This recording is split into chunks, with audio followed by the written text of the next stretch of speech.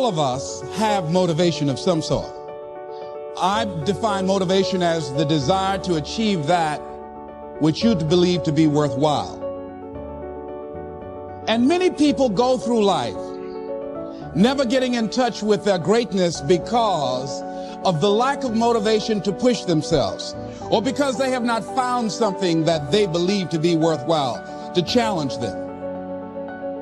I believe that's the single most important element that separates the quality of people's lives. It's not just the ability to have hunger, but to sustain it. Hunger means that you want more. You want more of yourself. You want to make a bigger difference. You want to be a better parent. You want to do something more than there is today, and that you don't get satisfied. Most people start out with hunger at an early stage of life and they lose it. But the people that come to me are hungry either because something's happened, they've had a birthday with a 0 on it, they've gone through a divorce, they're starting a business and they know I've got to have a different level, or they're the best in the world and they're always looking for that edge that makes the difference. One of the things that we must do is that we must be involved in working on achieving self-mastery. You must work on yourself continuously. Never be satisfied with yourself. Always know that as you invest the effort and time on you, that's the greatest ability that human beings have above animals. See, a dog can't be anything but a dog. Tree can't be anything but a tree. Human being, you've got unlimited potential. You can put effort on you, and by concentrating on you and developing you, you can transform your life wherever you are right now. If you want to do anything worthwhile in life, you've got to be hungry. You got to be hungry. Begin to know that you have greatness within you.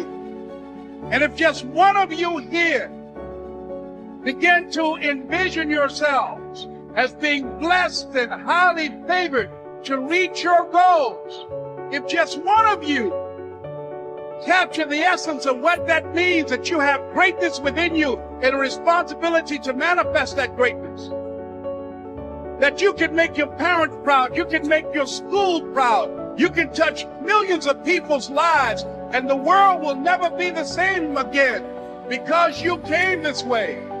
True champions get hungrier every time they win. Winners dominate losers. Legends dominate winners. Now is your time. Now's the time where the talking is done. Now is the moment where you got to make a decision. And the decision is simply this: are you ready to take the next step?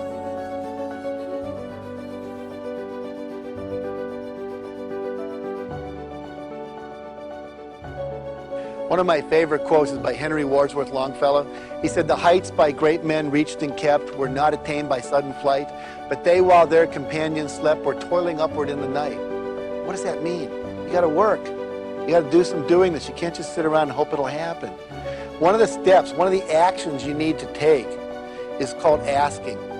And many of us, see, we wrote a book, Mark and I wrote a book called Dare to Win. And it was a book of all these kind of things, and people went out and they read the book, and still a lot of people weren't successful. And we thought, what's the problem here? And as we began to analyze and interview people, we realized that one of the main things that was blocking most people was the fear of asking for what they wanted. They wouldn't go up and just say, "Can I borrow money? Will you support my dream? Will you volunteer for school? Will you lend me your car?" Whatever it is they need, they were so afraid of being rejected. And so we wrote a book called The Aladdin Factor, How to Ask For and Get Everything You Want. And we were doing all that research, we ran across a girl named Marquita Andrews.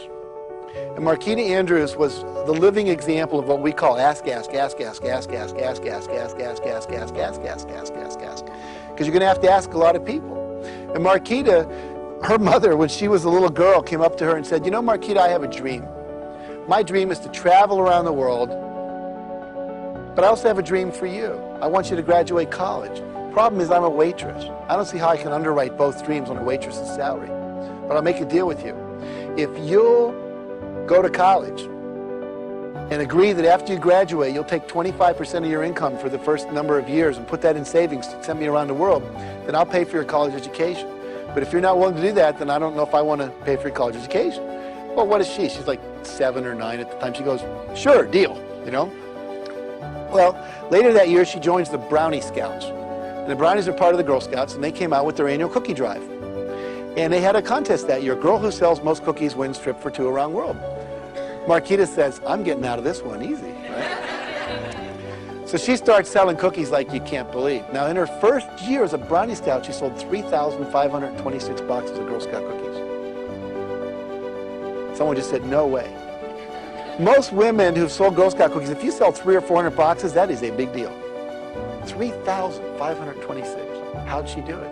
Gas. She lived in New York, high population concentration, right? She would go into high-rise apartment buildings and condos, and as people would come down in the morning and back from work, she would just be there. Did you buy your cookies yet? Did you buy your cookies yet? Do you want to buy some cookies? And if she bought one, they said, we want to buy two. Don't you know people? She would just ask. Then one day, she finds herself at 14 years old. She wrote a book called How to Sell More Cookies, Condos, Cadillacs, Computers, and everything else. And she was the keynote speaker at Radio City Music Hall to the $1 Million Roundtable of insurance salesmen, all people who'd sold over $1 million in commissions and all this stuff. And she's up there talking to 1,000 people. At the end of her talk, she says, I want you all to look under your seat. You'll find a 3x5 card. Take that out and write a number between 5 and 10 on the card. So everybody did. And she said, that's how many boxes of Girl Scout cookies I want you to buy for me today as you leave here. That day, she sold 7,000 boxes of Girl Scout cookies. She's in the Guinness Book of World Records. Before she retired, she sold over 32,000 boxes. Isn't that astounding? Hasn't been beaten yet. Okay. But what does she do? Ask. Very powerful tool. Now, she had one final clause, a little phrase she says, SW. What does that mean? Some will, some won't. So what? Someone's waiting. So if you ask enough people, eventually someone's going to say yes. If I asked everyone in this room, do you have a red car? Eventually someone would say yes. It doesn't matter. If you ask enough people, you're going to get your dream met. I don't think that equality of opportunity is a problem. I think that's a great thing, and that anyone with any sense champions equality of opportunity. I mean, even if you're purely selfish, say, and purely self-centered, you'd want to set up an economy where everyone who had ability could be maximally exploited by everyone else, because then we can all benefit from each other's talents. And so equality of opportunity is an absolutely useful fundamental principle. But that has nothing to do with equality of outcome. Those things aren't even in the same conceptual universe. And to strive for equality of outcome is, well, it's a fool's game and likely to be extraordinarily, it has proved to be in the past, extraordinarily dangerous, as well as impossible. So, I mean, one of the things we know, for example, is that, I don't know to what degree it's common knowledge in Scandinavia, but the biggest differences between men and women in the world in terms of temperament and interest are in Scandinavia, and they've maximized as a consequence of your egalitarian policies. What do you mean by that? It means that the more egalitarian your state, the bigger the personality differences between men and women. That's like How do you measure that? How do you know that? Oh, well, psychologists have perfected, at least to some degree, the measure of personality over the last 30 years with very advanced statistical models. And so what you do is you offer men and women well-validated tests of preference and of personality. And you do that all across the world with tens of thousands of people in multi-country samples. And then you look at the difference between men and women, and then you rank order that by wealth and egalitarian social policy. And what you find is the more egalitarian the society, the more different the men and women become. I think that equality of opportunity is a perfectly reasonable proposition. I mean, I have a daughter and a wife. I do everything and many female clients who I've consulted with and helped, and in many cases helped accelerate the development of their career tremendously. It's obviously of great utility to encourage forward striving in young people and people in general. That's not the issue in the least. The issue is the outcome. Yeah, well, then why do you think the outcome, and these countries where the outcome is more equal, why do you think that leads to bigger differences between because there's only two reasons that men and women differ. One is cultural, and the other is biological. And if you minimize the cultural differences, you maximize the biological differences.